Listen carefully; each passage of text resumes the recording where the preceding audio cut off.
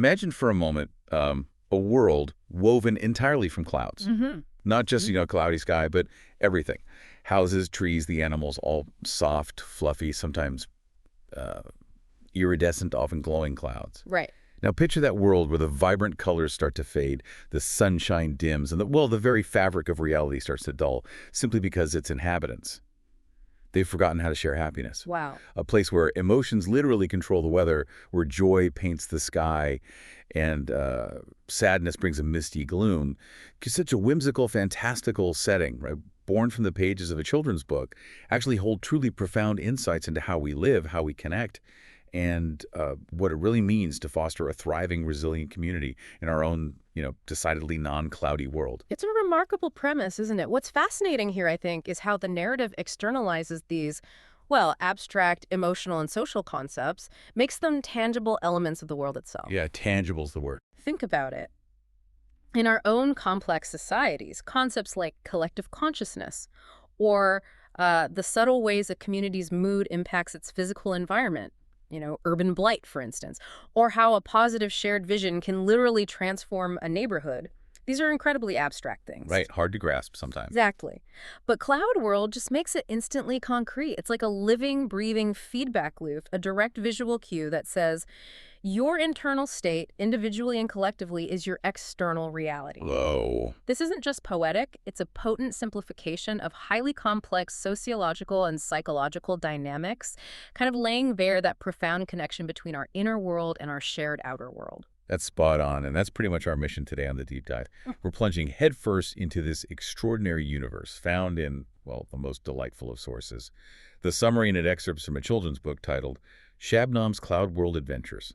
Shabnam and the Lost Rainbow, a story actually dedicated to a niece. Our goal isn't just to summarize a charming tale for, young readers, but to really unpack how this seemingly simple adventure story offers profound universal insights into themes of community, human connection, bravery, and the very essence of joy and hope. Exactly. We're kind of extracting the underlying principles and those surprising nuggets of wisdom embedded within its imaginative world. Yeah. Indeed. On the surface, it's a whimsical narrative, right? Designed for young readers. But beneath that delightful exterior lies this custom-tailored journey into fundamental concepts. We're not just reading a story, we're using it as a lens to explore that reciprocal relationship between a community's internal state and its external reality. This isn't merely about finding a missing object, it's about rediscovering the very essence of what makes a world or, a community vibrant and whole. So what stands out to you immediately when you hear about a world where the weather changes based on feelings, or where a rainbow is literally powered by laughter and kindness? For me, it's just the sheer imaginative leap, making something as intangible as emotion into a physical environmental force, and how that forces us to rethink our own connections, right? That's where the genius lies, I think. The world itself becomes a living barometer of its inhabitants' collective emotional state. The very atmosphere reflects the health of the community. Like a barometer, yeah, that's good. This setup immediately simplifies complex ideas about collective consciousness and environmental impact, making them immediately comprehensible. It means their existence isn't just impacted by their collective mood, it's literally defined by it. Well, defined by it. Yeah, there's no escaping the consequences of their emotional state. And this sets up a fascinating question. What happens when something so fundamental, so vital, begins to fade? What does it mean for a world when its inhabitants lose their sense of shared happiness? The setup makes the consequences inescapable for them, and, well, metaphorically for us too. Okay, let's unpack this incredible setting first. Before we get into any crises, let's just, live in CloudWorld for a moment.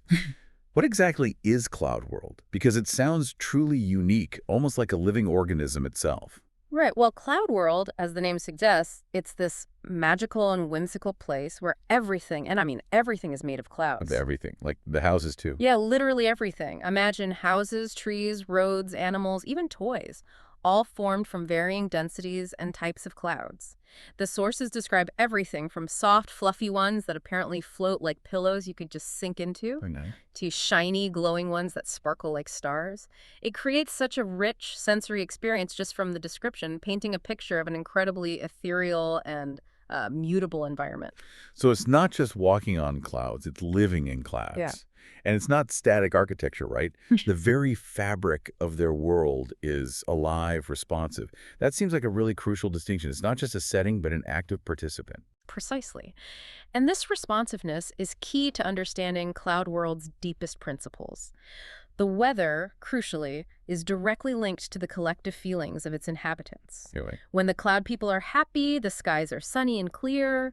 When they're thoughtful, there's a gentle, reflective rain. And when they're excited, vibrant, colorful rainbows arc across the sky, bringing with them this, surge of energy. wow. The cloud people, including young Shabnam, can even control parts of this weather magic with their individual emotions, thoughts, or simple magic spells. Whoa. So this isn't just a backdrop. The environment itself is a mirror of its inhabitants' collective emotional state, simplifying and making tangible these complex ideas about collective consciousness and environmental impact. That's a profound connection. So if I'm feeling a bit down in CloudWorld, my house might get a bit misty, or if I'm really excited, my backyard might suddenly sprout a mini rainbow. Pretty much, yeah, that's the implication. An incredible level of direct consequence for personal and collective mood. And the creatures sound equally integrated. We have Fluffy the cloud cat, who purrs like a gentle breeze, Misty the cloud fox, quick and clever, and Puffy the cloud dragon, who can soar through the sky with Shabnam on its back. It sounds like every element, every inhabitant, is just seamlessly integrated into this cloud-based reality. Indeed. Even the geography is unique, right? Different parts of CloudWorld exist as floating cloud islands, each with its own character, some described as cotton candy-like, others as golden, glowing clouds. Wow. This creates a sense of boundless exploration within their world, reinforcing the idea of a vibrant, diverse ecosystem entirely responsive to its inhabitants. And their everyday life isn't just floating around doing nothing. They have cloud games like jumping over lightning beams, which sounds thrilling, Right. and rainbow slides, hide and go mist. Their cloud homes are shaped to their liking prague. Shabnam's is described as a giant, fluffy snowball with windows made of sunlight. Sunlight windows, yeah. They even have airy festivals, like Skyfire Nights, with fireworks made from clouds and stars. And get this, they go to cloud school, where they learn subjects like sky math, cloud spells, and weather art. Weather. I know. This isn't just a whimsical setting. It's a fully realized society with its own culture, education, daily routines, all shaped by its unique emotional ecology. It truly is. And this detailed foundation is significant because it's not just a whimsical backdrop. It actively demonstrates a fundamental concept: that the health of a system is intrinsically linked to the interactions of its components. Right. Here, the components are emotions and human connections. If you want a vibrant ecosystem, you have to cultivate vibrant emotional intelligence and strong community bonds. It's an elegant, almost foundational model of reciprocal determinism where the environment influences the people, and the people, through their collective emotional state, influence the environment. Okay, so that connection is key. Yeah. When an entire world can be shaped by emotion, it allows the story to explore these profound connections between internal states and external realities in a way that's immediately graspable. So when joy literally paints the sky with a rainbow, it's not just a poetic phrase, it's a physical law in CloudWorld. What are the profound implications of that for the cloud people beyond just, a beautiful sight? That's where the story truly becomes a deep dive for us. It means their existence isn't just impacted by their collective mood, it's literally defined by it. Defined? Wow. There's no escaping the consequences of their emotional state. This directly links individual and collective well-being to the physical manifestation of their world. It implies a direct responsibility. If you want a vibrant world, you must cultivate vibrant emotions and connections. Right, you have to work at it. Exactly, and this raises that important question. What happens when that joy fades? What does it mean for a world if its inhabitants lose their sense of collective happiness? The setup makes the consequences inescapable, forcing the cloud people, and by extension us, to consider the tangible cost of emotional and social neglect. So into this utterly whimsical, emotionally responsive world comes a crisis. Everything's made of clouds, feelings drive the weather, life is one big fluffy festival. But then something fundamental breaks. What kicks off Shabnam's adventure, turning this idyllic setting into, well, a world in peril? Well, the story begins with a truly jarring disruption to CloudWorld's equilibrium. Shabnam wakes up one morning to find her world strange, gray, dull. Gray. Oh, wow. Yeah, the vibrant, famous rainbow bridge that colors the sky, which is described as a symbol of shared happiness, and the very heart of their world's joy, it's completely missing. Gone. Just gone. Vanished. It's an immediate striking loss, moving the world from, like, effervescent color to muted monochrome. And the immediate impact sounds devastating. The source tells us that without the rainbow, CloudWorld literally begins to lose its colors, becoming pale and dull. Even the sunshine, which we learned is linked to happiness, feels dim. It's a direct physical manifestation of a deeper, intangible problem, isn't it? It is, absolutely. It's not just a pretty bridge that's gone. It feels like the lifeblood is draining away. Exactly. The fading colors of the world directly reflect the fading happiness and connection within the community. This offers such a powerful visual metaphor for how neglected communal well-being, a breakdown in shared joy and connection, can affect all aspects of life. Right.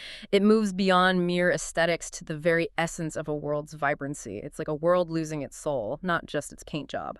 The collective sadness or disconnect doesn't just make them feel bad. It literally drains the color from their skies and land, causing a kind of societal sickness. And Shabnam's immediate response isn't to wait around for someone else to solve it. Her heart races. "I have to find it," she whispers. She shows this incredible, immediate determination and a strong sense of personal responsibility.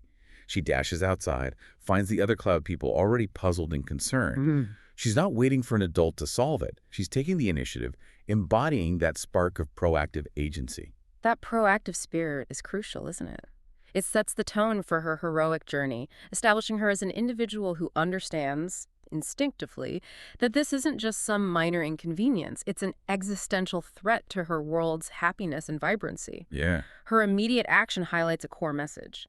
Problems often require immediate, courageous responses, especially when the collective is suffering. And she doesn't go it alone, which is another great lesson right from the start. She quickly enlists her loyal cloud pets. Fluffy the cloud cat, who purrs like a gentle breeze. Hey, Fluffy. And Misty the cloud fox, who is described as quick and clever. So she's building her team early, recognizing the power of collaboration. An immediate embrace of collaboration, which, as we'll see, is just a core theme that threads throughout the entire story. Their first lead, which they decide on after, asking around the village, is to seek the great cloud owl on Golden Cloud Island, who is known to know everything. The wise old owl archetype. Classic heroic trope, yeah. Consult the wise elder for guidance, acknowledging that true wisdom often resides in those who observe and reflect. So let's delve into the symbolism here for a moment. Why do you think the rainbow is chosen as the literal heart of CloudWorld's joy and color? It's not just an aesthetic element. Its disappearance clearly signifies something deeper, a societal malaise. Well, the rainbow is such a universal symbol, isn't it? Hope, beauty, renewal, often appearing after a storm, signifying resolution and new beginnings. True. In this narrative, it's elevated to something more fundamental, the very lifeblood of CloudWorld's well-being. Its disappearance isn't merely an absence of color, it's the externalization of an internal decay. Internal decay, wow. Yeah, it's a profound visual representation of the concept of social capital, the networks of relationships among people who live and work together, enabling that society to function effectively. When social bonds weaken, when shared laughter and kindness diminish, the collective well-being, the very social capital of CloudWorld, literally erodes. And the rainbow vanishes. And the visible manifestation of this erosion is the fading rainbow. It offers this powerful visual metaphor for how neglected communal well-being, a breakdown in shared joy and connection, can affect all aspects of life, from its physical appearance to the collective spirit. It suggests that a world literally becomes dull, loses its vitality, when its inhabitants are not sharing, connecting, and nurturing their collective emotional landscape. So it's not just a problem in the world, but a problem of the world, reflecting its inhabitants. The decline of the rainbow isn't random. It's a direct consequence of a change in collective behavior. Exactly. It's an ingenious way to show how deeply intertwined our emotional states are with our environment and collective reality. When a community neglects its internal communal well-being, the external reality begins to degrade.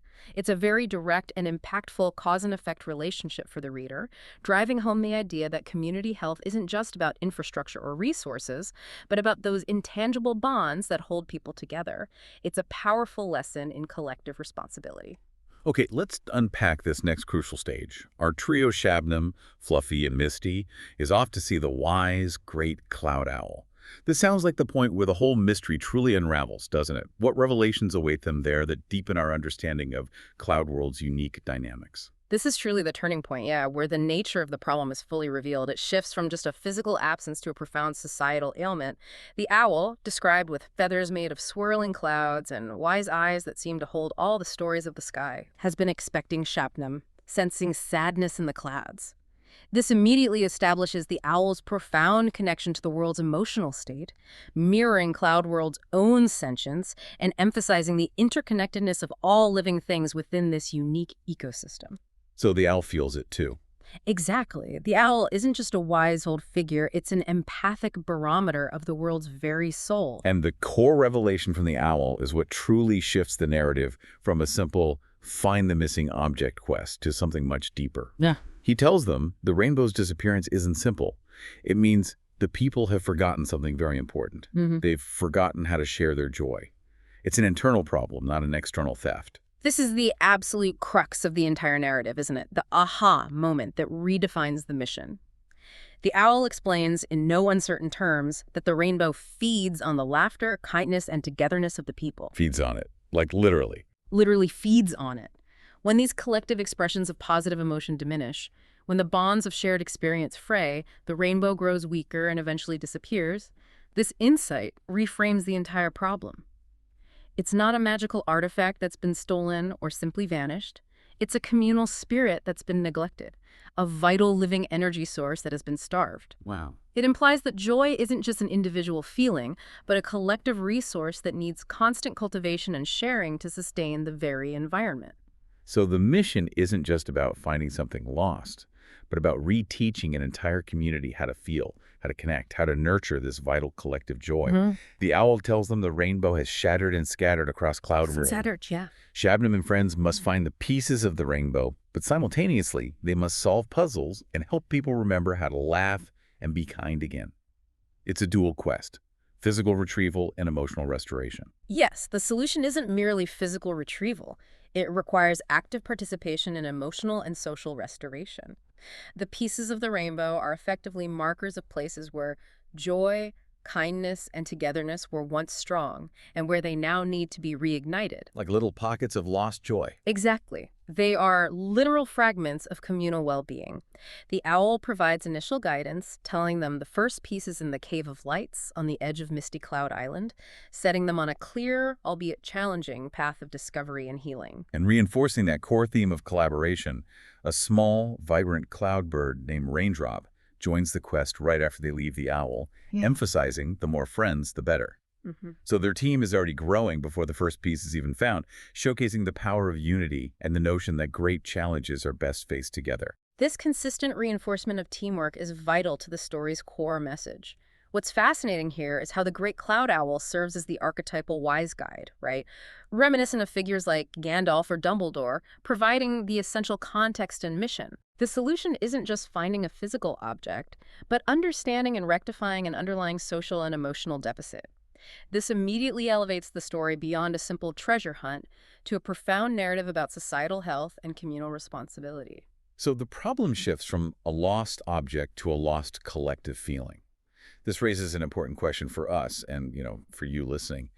How often do our perceived external problems in our own world actually stem from internal communal neglect? This shattered rainbow becomes a powerful metaphor for fractured human connection, doesn't it? Absolutely. It's a brilliant metaphorical device. The shattered rainbow isn't just a literal breaking apart. It's a visual representation of how a community's core bonds and shared sense of well-being can fragment when neglected. Right.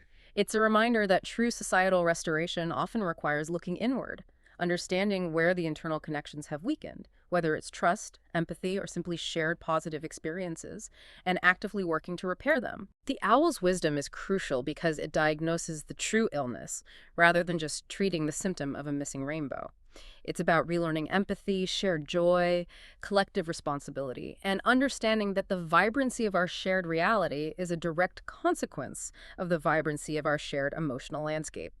It challenges us to look beyond superficial issues to the underlying relational fabric of our communities. With their mission crystal clear, Shabnam and her growing team embark on this series of adventures, each revealing a piece of the rainbow and, more importantly, a piece of CloudWorld's lost joy. Let's dive into their first challenge and see how these lessons begin to unfold. Right, so their first destination is the Cave of Lights, located on Misty Cloud Island.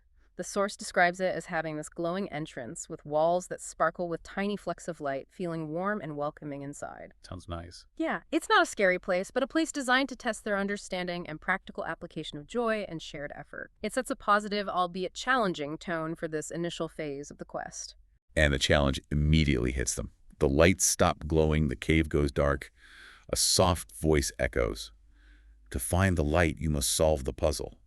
Only those who remember the joy of laughter can restore the glow. And then a glowing, mixed-up rainbow pattern appears on the ground. This sounds like a direct test of the very thing the owl said was missing the joy of laughter and friendship. It is, and it's quite clever, isn't it? It's a color puzzle to restore the rainbow's colors in their proper order. Red, orange, yellow, green, blue, purple. The trick is, as the source tells us, moving one color changes others. Ah, tricky. Yeah, it's not a straightforward task. It requires careful thought and coordination, echoing the complexities of navigating interpersonal relationships and collective emotional states. It implicitly teaches that sometimes fixing one aspect of a problem can inadvertently disrupt another, requiring a holistic approach. But then, here's where the teamwork shines. Fluffy, the quiet cloud cat, surprisingly solves a crucial part of it by pressing a yellow beam, which stays in place. Fluffy. Yeah. This reveals the key. They need to work together and press the colors in a special order. This is where the importance of collaborative problem solving and even listening to the quietest, perhaps overlooked contributors comes in. Totally. It suggests that even the smallest, unexpected insights can unlock major solutions. Indeed. This demonstrates that collective effort, leveraging the unique insights or actions even from unexpected members like Fluffy, who might seem like just a pet, is essential. It's a powerful lesson in valuing diverse contributions. Yeah. The puzzle itself is a metaphor for bringing order and harmony to fragmented emotions. Happiness, like the rainbow, isn't chaotic. It has components and a structure. The special order suggests that mindful cultivation and understanding of emotional components are necessary for its restoration. So it's not just random joy. Right. It's not enough to simply want happiness. You have to understand its underlying mechanics and collaborate to achieve it. And the outcome. The rainbow lights up, the first piece appears, and the voice echoes. You have found the joy of laughter and friendship. A clear affirmation of their success and the specific lesson learned, linking their action directly to the world's restoration. A tangible reward that reinforces the importance of their collective effort. It's a powerful feedback loop for the young adventurers, teaching them that intentional actions, especially those rooted in shared positive emotions, have immediate and visible consequences for their world. It's a micro-level demonstration of the macro-level problem CloudWorld is facing. Okay, so piece one secured. Next, they follow the clue to Rainbow Park, which is usually the happiest place, but is now empty and sad, with slides that are dull gray and laughter gone. Again, the physical environment reflects the emotional state of the community, highlighting the widespread impact. The problem here is similar, but with a deeper emotional nuance. A glowing rainbow outline appears, missing its colors, with cloud-shaped buttons. The voice instructs, to bring back the colors, you must remember the joy that filled this place. Each color of the rainbow represents a different kind of happiness. Oh. This is a crucial step in dissecting what joy truly means beyond a simple, singular feeling. This is where it gets really interesting and remarkably insightful, I think, for both children and adults.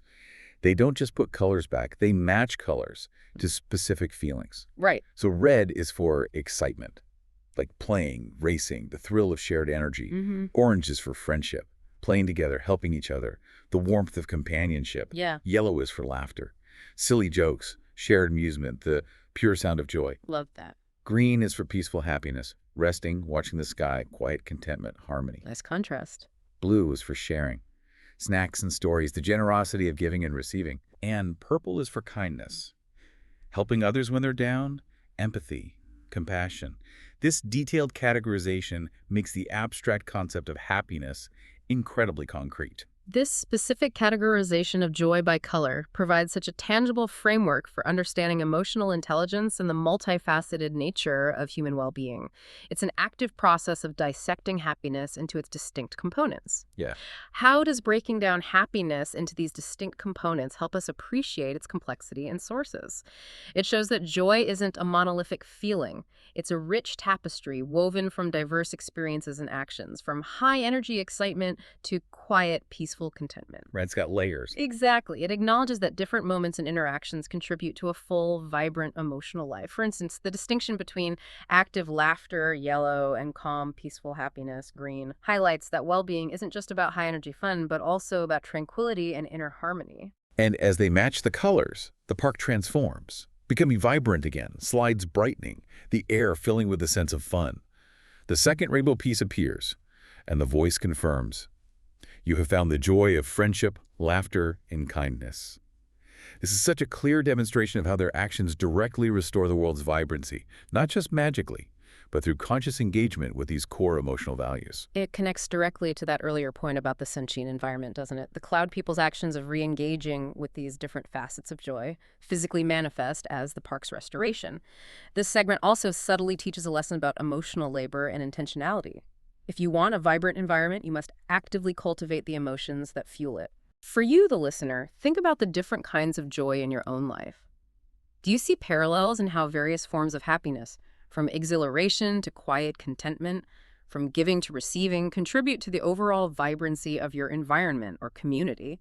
How do you ensure you are matching the colors of your own life to keep your personal rainbow park alive and thriving, recognizing that a full life requires a spectrum of emotional experiences? Our heroes are really digging deep now, gathering more pieces, and facing increasingly profound challenges that test not just their puzzle-solving skills, but their very character and courage. Their next clue leads them to Storm Cloud Valley. This sounds like a stark contrast to the welcoming Cave of Lights or the joyful Rainbow Park. It certainly is a significant shift in the nature of the challenge, yeah. Stormcloud Valley is described as the windiest, scariest place with dark, heavy clouds and lightning. It's an environment that physically embodies fear, turbulence, and isolation. Unlike the previous puzzles, which tested their understanding of joy and connection, this location represents confrontation with direct adversity and the internal states that can manifest as external threats. And the challenge itself is embodied by this massive, angry storm cloud that blocks their path, growling, "Who dares enter?" Ominous. Yeah, its voice booms, stating the core problem. The rainbow has disappeared because CloudWorld no longer remembers the joy of adventure and courage. It then creates a powerful whirlwind to test them, a direct physical manifestation of its anger and the missing virtue. This isn't just a puzzle, it's a direct confrontation with a formidable living obstacle. It's more than just a test of resilience. It's a demonstration of how unaddressed collective emotions, like fear and isolation, can manifest as these formidable barriers. What's fascinating here is that the source hints that the storm cloud, initially fierce and intimidating, is ultimately revealed to be lonely. Lonely. Yeah. This symbolizes unaddressed fear or inner turmoil that projects outwards as aggression or obstruction. The act of confronting it collaboratively, using their collective courage and wits, is key. This raises an important question for us, doesn't it? How often do our fears or broader societal problems that seem insurmountable diminish or transform when faced not with aggression, but with unity, understanding, and compassionate engagement? That's a great point. The storm isn't simply a villain to be defeated, it's a reflection of a missing virtue in CloudWorld, and its transformation comes from a re-engagement with that virtue. And their solution is truly collaborative and strategic, showcasing a deeper level of teamwork than just, pressing buttons. Shabnam remembers past lessons, and they strategize based on individual strengths. Raindrop, the lightest, flies ahead to find a calm path through the turbulent winds. Smart. Misty, being fast and agile, guides them from flank to flank, and Fluffy stays close with Shabnam for stability, grounding her amidst the chaos. They move slowly but surely, not overpowering the storm, but navigating it with collective intelligence and mutual support. Exactly. It's not just individual bravery, but the courage to rely on each other's unique abilities that conquers the storm. This exemplifies true distributed leadership and adaptation in the face of adversity. Yeah. The storm cloud then softens, literally turning lighter and dissipating, acknowledging their bravery and courage. And as expected, the third rainbow piece appears, with the voice affirming. You have shown that adventure and courage are still alive in CloudWorld. Wow. This suggests that even the most formidable obstacles can be overcome and even transformed through unity and courage, especially when that courage is shared and supported. It's a powerful lesson in collective resilience and the transformative power of shared purpose. What a powerful lesson about facing daunting obstacles, especially those that feel overwhelming. From there, they are guided to the Cloud Garden, which sounds like a much more tranquil, yet equally troubled setting. Yeah, this setting stands in stark contrast to the turbulent storm cloud valley. The Cloud Garden is described as a vast meadow of soft, glowing clouds, usually vibrant with flowers representing feelings, but now it's dull and droopy. Droopy flowers. Yeah, it reflects a quieter, more insidious form of neglect. Not a dramatic conflict, but a slow decay born from a lack of nourishment. And the challenge here is that the flowers aren't blooming because people forgot how to share their love and kindness. It's another fundamental emotional lack, just like laughter and courage, but one that speaks to the very bedrock of interpersonal relationships. This points to the active, participatory nature of fostering a compassionate community. Love and kindness are not just abstract concepts or spontaneous occurrences. They are seeds that need to be planted and nurtured through conscious effort. Right, you got to plant the seeds. Exactly.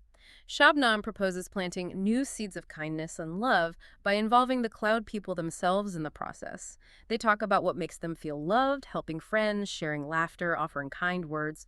It's a collective re-engagement with empathy, a deliberate act of cultivating social bonds. It highlights that maintaining a thriving community isn't passive. It requires consistent, intentional acts of compassion and engagement. And the outcome is beautiful and a direct result of their collective action. As people share feelings and plant seeds, the flowers glow and bloom in brilliant colors. The fourth rainbow piece appears, and the voice confirms, "You have found the power of love and kindness." It's a tangible manifestation of their collective effort, showing that even seemingly small acts of compassion have a profound, visible impact. This illustrates the profound and reciprocal nature of giving, doesn't it? When the cloud people give love and kindness through their words and actions, the garden and implicitly their world flourishes. This connection between action and outcome is crucial. It's not enough to simply have these feelings. They must be expressed and shared to create a vibrant reality. It's a powerful metaphor for how a society's well-being is a direct result of the generosity and empathy its members extend to one another. It's an active, ongoing process of nurturing a shared garden. Their journey continues to the sky of dreams, described as a vast, shimmering place high above with soft clouds dotted with twinkling lights that are the dreams and wishes of CloudWorld people. Glowing orbs of different colors. This sounds utterly enchanting and deeply symbolic. This is truly fascinating, I think, and one of the most powerful metaphors in the story. Dreams and wishes are not just internal thoughts, but manifest as physical, tangible objects in this world. Like little glowing orbs. Exactly. Yeah. What does this suggest about the power of our aspirations and the collective unconscious? It implies that our hopes and dreams have a palpable presence and can directly influence the world around us, reinforcing the idea that our internal landscape is inextricably linked to our external reality. It suggests that unexpressed dreams might literally dim the world. And the challenge they find there is incredibly poignant and relatable. Yeah. They find a particularly bright dream tangled in a dark, swirling cloud as if it were trapped. A sad voice whispers from within, I wish I could be brave enough to share my dreams." Oh, wow. Yeah, this speaks to a very human fear of vulnerability. The trapped dream perfectly symbolizes that fear of vulnerability, doesn't it? The reluctance to share one's true hopes and wishes with others for fear of judgment or failure. This speaks to a deeper societal issue. When a community lacks the safety, trust, and support for its members to express their dreams freely, those dreams become stifled, trapped, and eventually fade. Right. It's a profound commentary on the importance of psychological safety within a group. A world where dreams are trapped is a world where individual potential is stifled and the collective is poorer for it. So their solution is to work together to untangle the dark cloud, actively encouraging the dream with powerful affirmations. We believe in you. Your dreams are important. It's an act of collective reassurance, empathy, and liberation, literally giving voice and support to a struggling aspiration. And the outcome is immediate and powerfully uplifting. The dream glows brighter, floats free, releasing sparkling light as it soars through the sky of dreams. The fifth rainbow piece appears, and the voice proclaims, "You have found the power of dreams and courage." If we connect this to the bigger picture, it suggests that a thriving society enables its members to express their full potential without fear. It's about creating an environment where vulnerability is seen as a strength, and collective support helps individual aspirations flourish. This isn't just about finding a piece of the rainbow. It's about freeing the essence of personal potential within a community, demonstrating that true progress often comes from empowering individuals to pursue their highest aspirations. It underscores that a society's vibrancy is measured not just by what it achieves, but by how well it nurtures the dreams of its people. We've reached the absolute climax of Shabnam's journey. 5 pieces of the rainbow are in hand, each one a testament to renewed laughter, friendship, courage, kindness, and the liberation of dreams. All roads now lead to the Rainbow Tower, the tallest place in CloudWorld. This is where the grand finale unfolds, and the ultimate secret to restoring the rainbow will be revealed. Yeah, the Rainbow Tower is fittingly described as the tallest place in CloudWorld, a beacon of light made of glowing clouds, with a large empty space at the top where the rainbow should shine. It's the symbolic heart where all the previous lessons must converge, representing the pinnacle of CloudWorld's potential vibrancy and unity. Right. Its emptiness at the top, despite them holding the pieces, highlights that something profound is still missing. And here's the final twist. Shabnam holds 5 glowing pieces, but the 6th and final piece is conspicuously missing. Yeah. They've come all this way, gathered all these tangible fragments, solved complex puzzles, but something intangible, something even deeper, is still required for complete restoration. It sets up that powerful aha moment. This absence sets up the ultimate revelation, doesn't it? The profound aha moment of the entire deep dive, transcending mere physical collection. The familiar voice echoes, no longer just a guide, but like a cosmic truth. The final piece of the rainbow lies within the hearts of the people of CloudWorld. It is the piece that can only be found when hope shines its brightest. Hope itself. This shifts the solution from an external quest to an internal collective state of being. It communicates that the true missing ingredient wasn't a physical object, but a spiritual and emotional one that only the community could generate from within. So the ultimate restoration comes not from finding an external object, Yeah. but from an internal collective state of being pure, unadulterated hope. Shabnam, with remarkable intuition for her age, understands they must bring the final piece themselves. She holds the 5 pieces, closes her eyes, and thinks about their entire journey. The friendships forged, the kindness shared, the dreams freed, the courage shown in the face of fear. She whispers, "We believe in the rainbow. We believe in the power of hope, love, and joy, and together we can bring it back." Her friends gather around her, filled with the same powerful, unified hope, their belief literally coalescing into form. This is where all the thematic threads just weave together beautifully, culminating in a powerful statement about collective efficacy and the transformative power of shared optimism. The quest wasn't just about collecting physical pieces. It was, in essence, a profound journey of reawakening fundamental human values: laughter, friendship, courage, love, kindness, the courage to dream within the community. The culmination is not about a magic spell, but about the collective belief and shared hope that acts as a catalyst for restoration. What's fascinating here is that the rainbow is restored by the belief and shared hope of the community, catalyzed by Shabnam's leadership. Right. This reinforces the idea that true societal well-being stems from a shared sense of optimism, a collective belief in a better future, and the courage to act on that belief. It is the intangible, the collective will, that ultimately manifests the solution, suggesting that true change often begins with an internal shift in perspective and belief. And the outcome is glorious. A truly spectacular moment of collective triumph that brings the narrative full circle. A soft light glows from the platform, growing brighter. The final piece appears from their collective hope, glowing brighter than any other. All 6 pieces fuse together into one brilliant, colorful rainbow that shoots into the sky, filling CloudWorld with unparalleled color, pervasive joy, and renewed hope. It's the ultimate visual representation of unity and emotional restoration, isn't it? A powerful testament to the idea that collective internal states can directly shape external reality. CloudWorld rejoices, Shabnam becomes a revered hero, and a grand festival is thrown, not just celebrating the rainbow's return, but the community's rediscovery of its own internal strength. The voice delivers the final resounding affirmation. Your courage, kindness, and hope have brought the colors back to your world. CloudWorld is whole once more. This underscores that the community itself holds the power to restore its vibrancy, even if initially guided by a hero. That's a key point. It encourages critical thinking about where true agency lies in societal challenges. It's ultimately within the people themselves, in their capacity for shared emotion and collective action. The hero's role is to ignite that latent power, not to solve everything single-handedly. This adventure, while complete in itself, is truly just the beginning for Shabnam. The source material hints at a much larger series, with Shabnam growing 1 year older in each book, facing new challenges and deepening her understanding of CloudWorld and herself. It's an evolving narrative arc that seems to mirror the complexities of growing up and navigating an increasingly complex world. This is a sophisticated narrative choice, isn't it? Allowing for a progressive exploration of themes. As Shabnam ages, the challenges become more intricate, mirroring the growth of an individual within a society and introducing new layers of philosophical and sociological inquiry. It moves beyond simple emotional restoration to questions of governance, historical understanding, self-reflection, and conflict resolution. Absolutely. The first book tackles the immediate crisis of lost joy.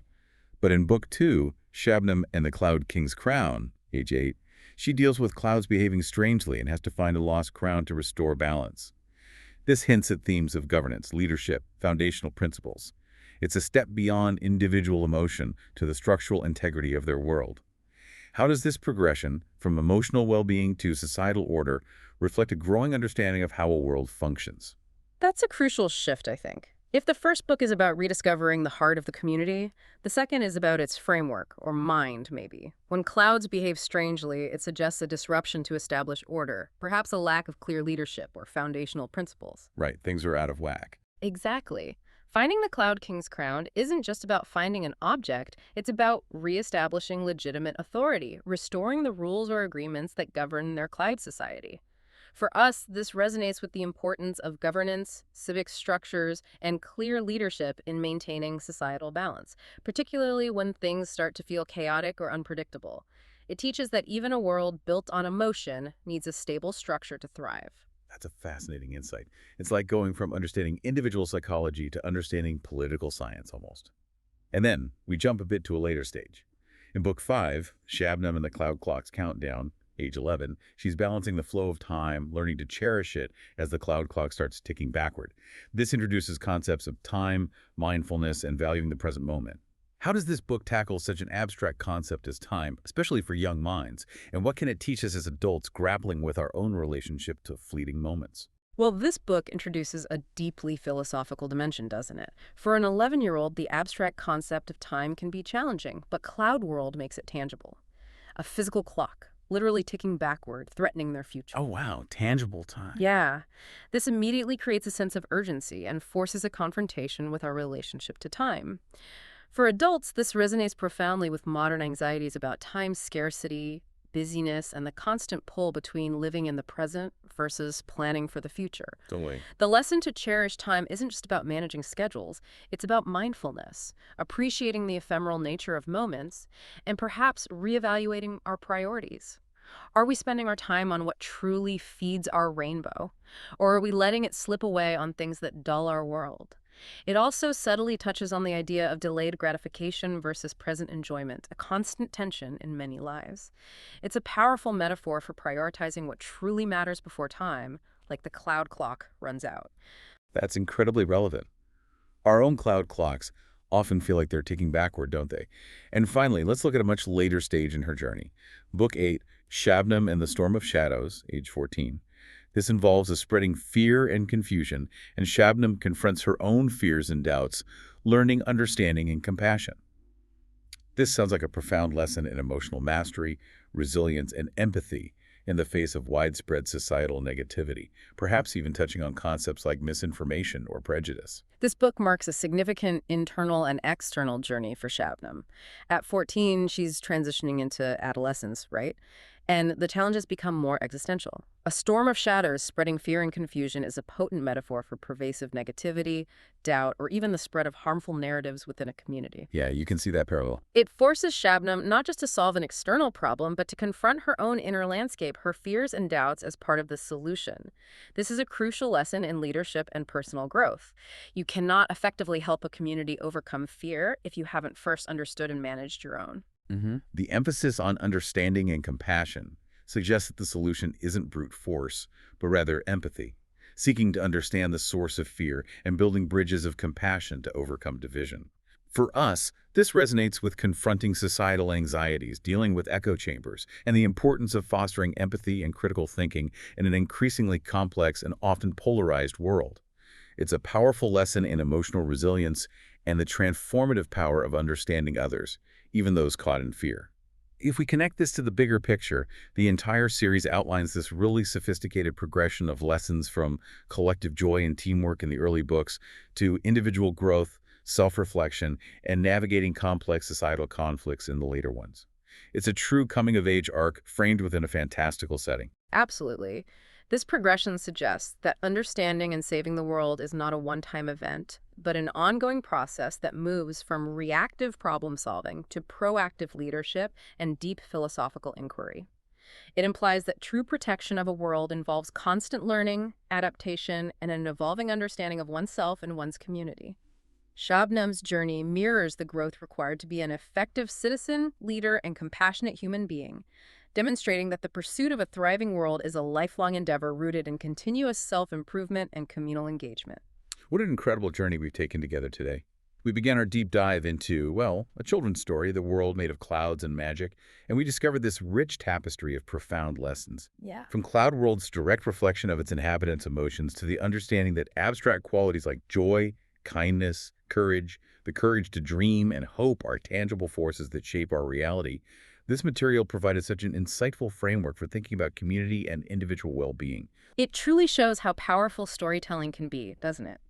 Even in its simplest forms, to convey universal truths about human connection and resilience. The story makes the invisible visible, giving us a unique lens through which to examine our own world and our place within it. Yeah. It's a reminder that sometimes the most profound insights are packaged in the most unexpected and delightful ways. This story shows that the most impactful solutions often come from within, rooted in shared emotions and collective action.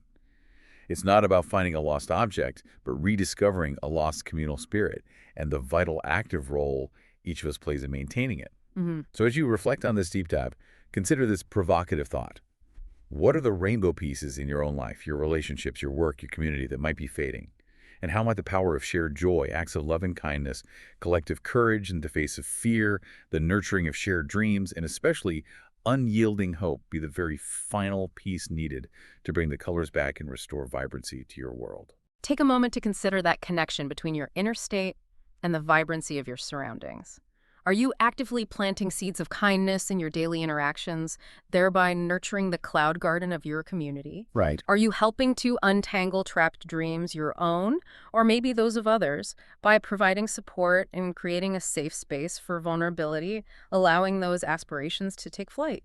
The journey to restore a lost rainbow might just begin with a whisper of hope, a willingness to share, and the courageous belief that together we can bring the colors back both in our own lives and in the world around us. Until next time, keep diving deep.